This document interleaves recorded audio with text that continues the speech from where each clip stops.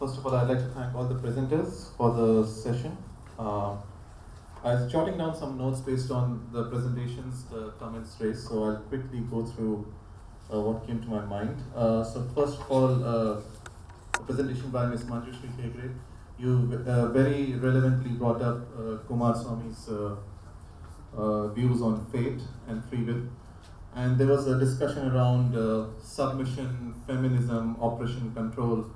And somebody raised the point that it's not only for women, it's for men also, and I completely agree.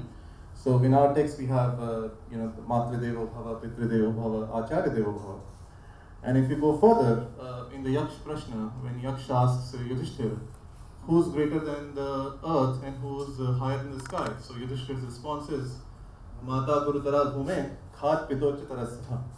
The mother is greater than the Bhumi, and father is higher than the skies. And of course, in the Bengali recension of the Ramayana, you have Janani Janmabhumi Shasura Pikarisi. I'll go a step further.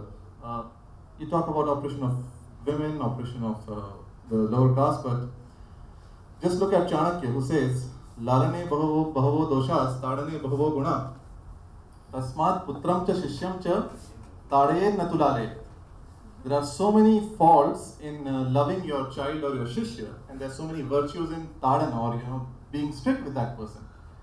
Therefore, Chanakya says, to your son, for your son and for your shishya, you should resort to tadan and not lalan. Now, when Tulsidas says, Dhol Gavar Shudra Bashunari Sakal Tadan Ki Adhikari, there's a hue and cry. Why is Tulsidas calling for tadan of women? But Chanakya has said the same thing about sons and about shishyas.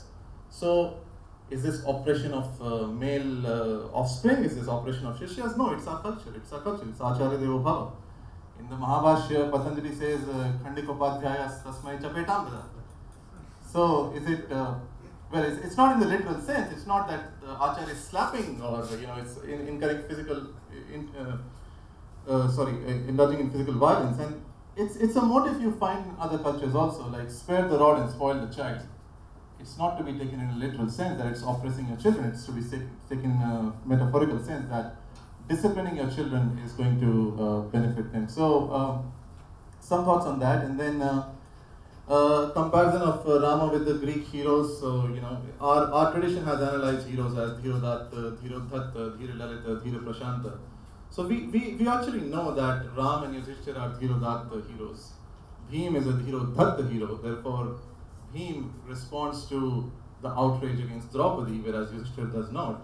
So there are different types of heroes in our traditional analysis of heroes, and so it's probably not fair to compare Rama and Yudhishthira to the Greek heroes, because it's a different type of heroism.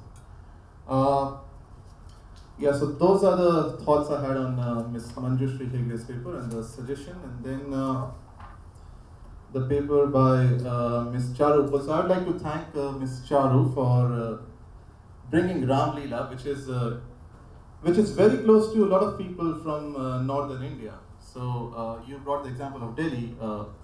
There's Ramnagar in Banaras, which is the original Ram Leela. And if you look at the folk culture, so if you look at Hindustani classical music and folk music, there's actually a Ram Leela dhun. So it's the Ramnagar Ram Leela dhun, which is used to sing chaupais of Ramcharitamanas, and Pandit Chanulal Mishra is a living example of that today.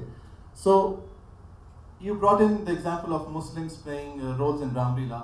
I recall there was an article in the Times of India, I don't know when, 2 or 3 years ago, where there was an incident where, Delhi or Varanasi, a Muslim actor was playing the role of Rama, and it was the month of Ramzan. The actor took a break to break his roza, and the audience waited for him to come back and resume his role. So that's an example of how in the living culture, like the Valmiki Ramayana is a text, even Ramcharitmanas or Adhyatma Ramayana, they are texts, but the Ram Leela is living culture. It is intertwined with music, it's intertwined with theatre, and it's not just a hegemony of the Savarnas, upper caste. It's very much local. It's very much tied to the ground. So in such cases where we see that Muslims are taking part, where we see people are taking part, you had you had B.R. Chopra's Mahabharata, and the actor who played Arjun was a Muslim.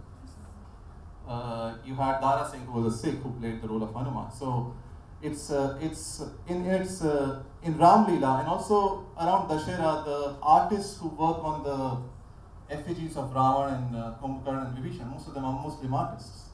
So yes, it's very easy to say that the Ramayana is a text of othering and anti-Muslim text, but when you look at the living culture of Ram Leela, it's entirely not so. And so something like this field work in say Delhi or Varanasi, I think Philip Rutgendorf has done a lot of work. He stayed in Varanasi for a long time, and his book, his PhD thesis was The Life of a Text, which traced how the Ramcharitmanas is in the living culture of India.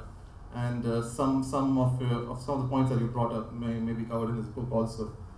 I think there's one more example. So you brought up one suggestion I had was in the video it would have been better if there would have been subtitles because the audio wasn't very clear. So even if somebody understands Hindi, it's difficult to follow. But with Hindi or an English translation, subtitles would have been much better. Maybe for your next presentation. If you remember Arvind Trivedi, who played Ravan in Ramanand Sagar's Ramayana, his name was Arvind Trivedi. Later, his name was Arvind Trivedi Lankesh. And he still writes his name as Arvind Trivedi Lankesh. So it's like there's no shame or there's no like stigma associated with playing Ravan on screen. He took it in his stride and he came to be identified as that. And this is actually one of our cultural themes. Nahi ninda nindyam ninditum pravartate apitu vidhayam stotum. The objective of criticism or ninda, be it Ravana or be it Duryodhana, is not to criticize what is to be criticized, but it is to indirectly praise what is praiseworthy. So the whole there's no stigma, there's no othering in saying Ravana was this or that. I think that's probably it on your presentation.